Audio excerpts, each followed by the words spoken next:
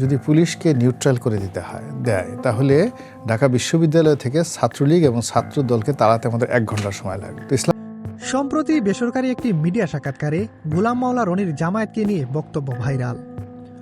বহুল আলোচিত সমালোচিত গোলাম মাওলা রনি নানা সময়ে উদ্ভট সব বক্তব্য দিয়ে প্রায়ই আলোচনার শীর্ষে থাকেন।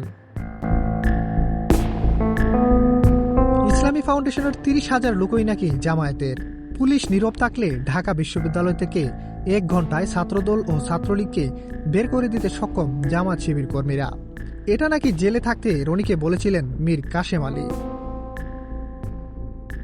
যদি পুলিশকে নিউট্রাল করে দেয় তাহলে ঢাকা বিশ্ববিদ্যালয় থেকে ছাত্রলীগ এবং ছাত্র দলকে তাড়াতে আমাদের 1 ঘন্টা সময় লাগবে। তো ইসলামিক ফাউন্ডেশনের যে ডিজি তিনি বললেন যে স্যার কি বলবো দুঃখের কথা, এই যে 30,000 লোক বিএনপির লোক করেছে এটা কি, এর 90% সব জামাতের রিক্রুট করা। জামাত 2009 সন থেকেই গুপ্ত রাজনীতি করছে। যখন আওয়ামী লীগ ক্ষমতায় এলো ঠিক সেই সময়টিতে তারা কিন্তু ইরান যেভাবে এখন মধ্যপ্রাচ্যে প্রক্সি যুদ্ধ করছে, 2009 সন থেকেই তারা বিভিন্ন সংগঠনের মধ্যে তাদের লোক ঢুকানোর চেষ্টা করেছে। এবং নিজেকে খুব জ্ঞানী বাবা গোলাম মাওলা রনি আরও বলেছেন জামায়াত নাকি মুসাফা করে আঙুল দিয়ে আবার গুতা মারে এবং বুঝাতে চায় আরও গোপন কথা আছে। মুখে দাড়িতে আতর মাখিয়ে মানুষকে আকৃষ্ট করতে চায়। তারা দখল করে প্রশাসন আর সচিবালয়, আর বিএনপি আওয়ামী লীগ দখল করে ফুটপাত আর বস্তি।